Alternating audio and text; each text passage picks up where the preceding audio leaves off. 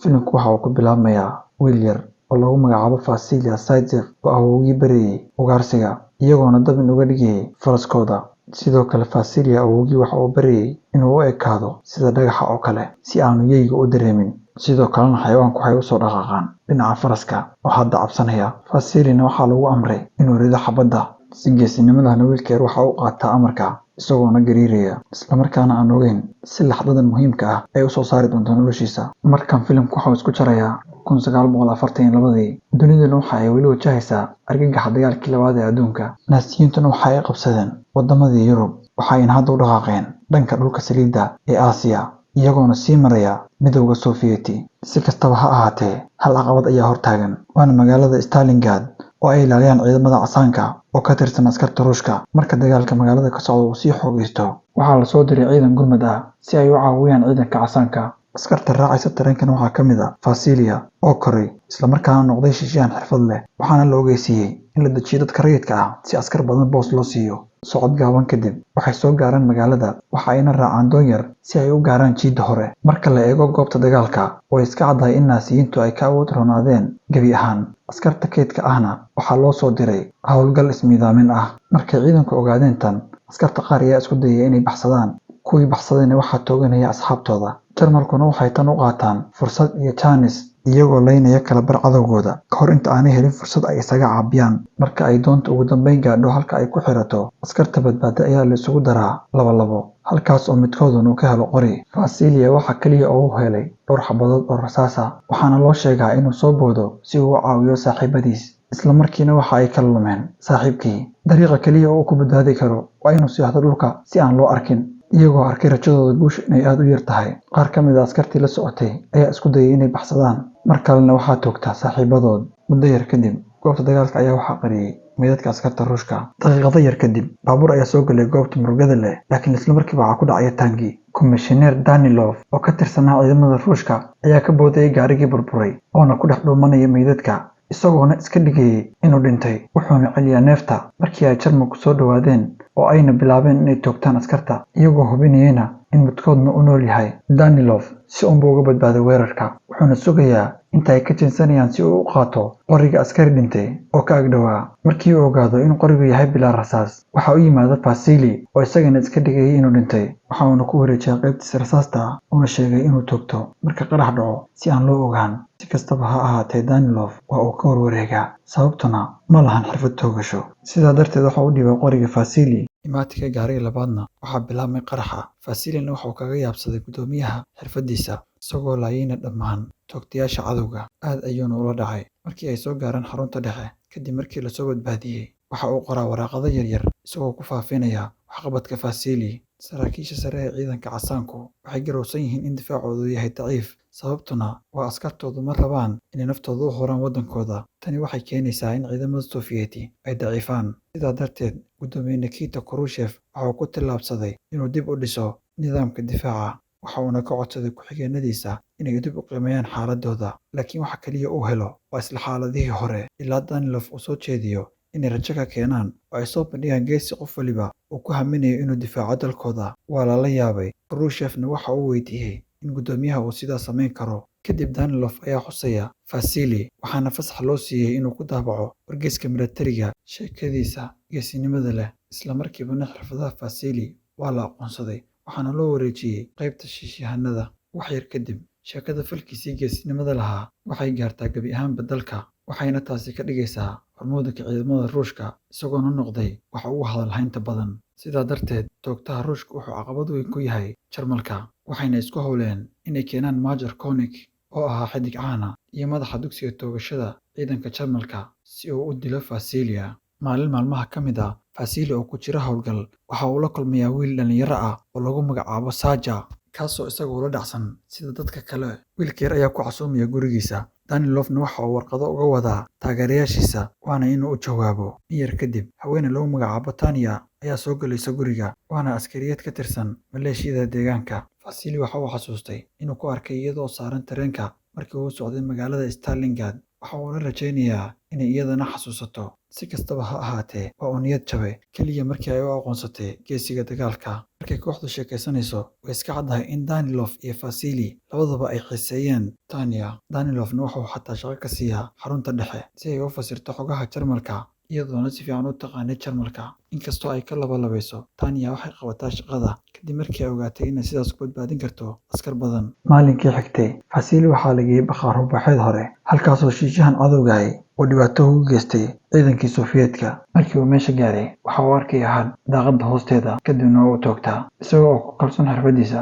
waxa uu kaxaysay saaxiibkiisa Ludmila si uu ugu galo gudaha una hubiyo inay ahayd khiyaano lagu soo jeedinayay. Markan Vasily waxa uu arkayaa jabsigeeda, waxa uuna ogaaday in dilaagu ku jiro gudaha. Si lama filaan ah, dhowr diyaaradood ayaa dul hayaabaya aagga, iyadoo duqeymaha dhismayaashu ay argagax ku rideen Ludmila. Vasily ayaa isku dayay inuu dejiyo, laakiin si degdeg ah ayuu u orday. Natiijaduna waa in dilaaga cadowga uu ku arko si sahal ah uuna ku dilo si toogasho ah. Muuqaalka xiga waxaan arkaynaa dilaaga oo kusoo laabtay halkii uu ku dhuumanayay, isla markaana Sacha ayaa nadiifinayay kabihiisa, isagoona u sheegaya wax ku saabsan Vasily si uu uga helo cunto.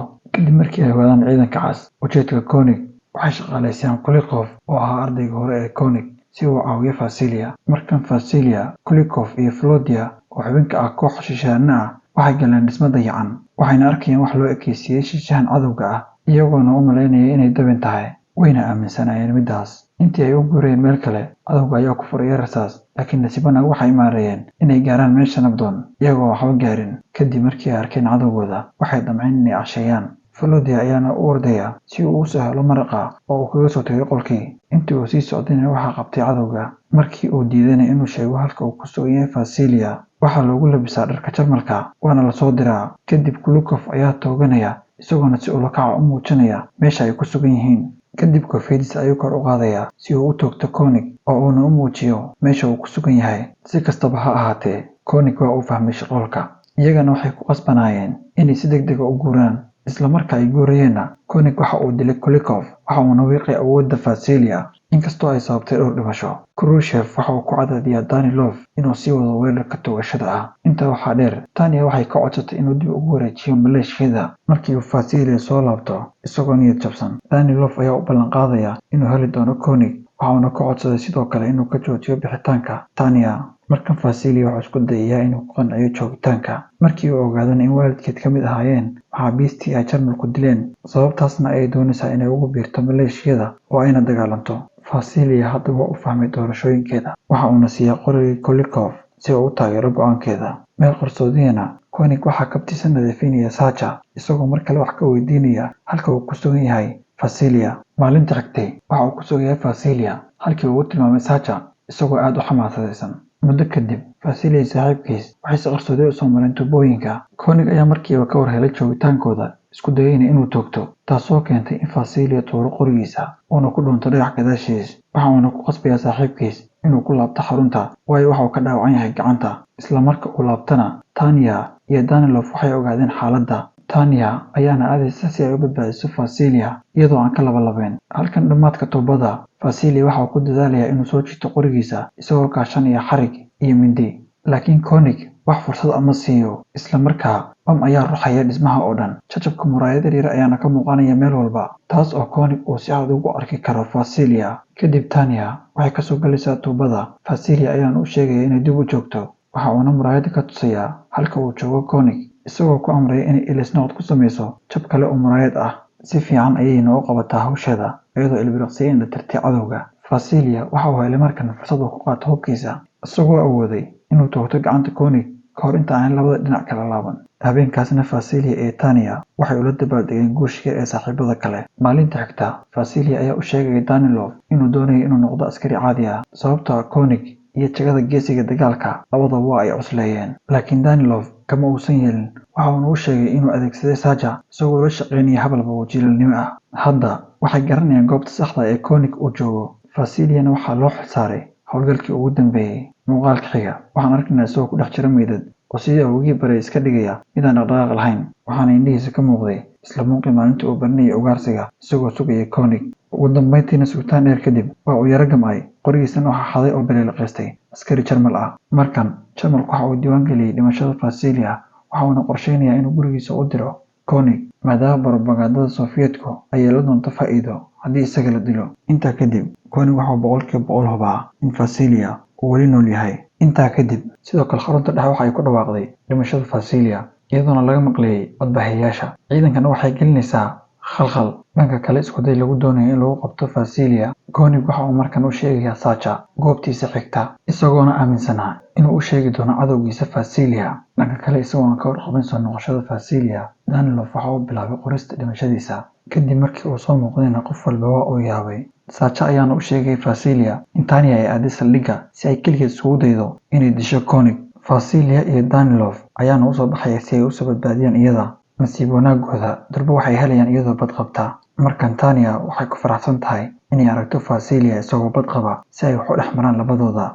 Waxaana ka masayraya Danilov isagoo iska iloobay mas'uuliyadda ka saaran ciidankiisa. Waxa uuna ku noqday xarunta isagoo qorayna in Fasilia uu noqday khaa'in waddan. Dhanka kale, Koenig oo shakigiisa hadda u caddaaday ayaa dilaya Sacha isagoona daldalay si ay u arkaan Tanya iyo Fasilia. Tanya oo aad u xanaaqsan ayaana doonaysa inay u aarto. Fasiliana waxa uu wacad ku maray inuu dili doono Koenig. Waxa uuna Tanya u diray inay kaxayso Sacha hooyadii. Danilov iyo Tanyana ma garanayaan si ay u dejiyaan, waxayna u sheegaan been ah in Sacha uu ku biiray ciidamada Jarmalka. Iyadoo rajaynaysa in wiilkeedu nabad qabo, waxay go'aansatay inay ku baxsato gaadh gaar ah oo uu Danilov u keenay. Intii ay isku daysay inay fuusho doonta, waxaa dhacay qarax bam. Waxa uuna dhaawacay Tanya waana ay suuxday. Dhanka kale, dhakhtarku waxa Sacha kama qabo inay sii noolaato, isagoo u diidan inay fuusho doonta. Si kastaba ha ahaatee, hooyada Sacha waxay ku qancisaa shaqaalaha in Tanya ay tahay gabadheeda, waxayna tustaa kaarka ilaa loo ogolaado inay raacdo. Muuqaalka xiga, Danilov ayaa la kulmaya Fasilia si uu ula wadaago warka naxdinta leh ee dhimashada Tanya, isagoo naftiisa dusha ka saaraya dembi oo is-canaananaya. Waxa uu go'aansadaa inuu ka tanaasulo nolosha, waxaana isku muujiyaa Koenig si degdeg ah ayuuna u toogtay. Waxa la yaab kale, Koenig ayaa iska taxadaraya isagoo sugaya guul, laakiin ma uusan filin aragtida Fasilia oo isaga sugaya. Intaa kadib, Koenig waa uu aqbalaa dhimashada waxaana toogtay Fasilia. Rabshadaha kadibna waxaan arkaynaa Fasilia oo dhigaya qoriga Koenig meel u dhow meydkiisa. Taasina waa calaamadda xushmadda. Kadib 2 biloodna, magaalada Stalingrad waxa ay ka xorowday Jarmalka. Intaa kadib, Fasilia ayaa helaya warqad ka timid Tanya oo ay sheegtay inay ku jirto hospitaalka goobta. Ugu dambeynna waxa uu soo booqanayaa ciwaanka lagu sheegay warqadda isagoo aad ugu xiisay araggeeda. Filimkuna waxa uu dhammaanayaa inagoo markhaati ka ah dib u midoobid qalbi furan oo dhex martay labadooda. Sidoo kale subscribe-na channelka like na saar muuqaalka mahadsanid.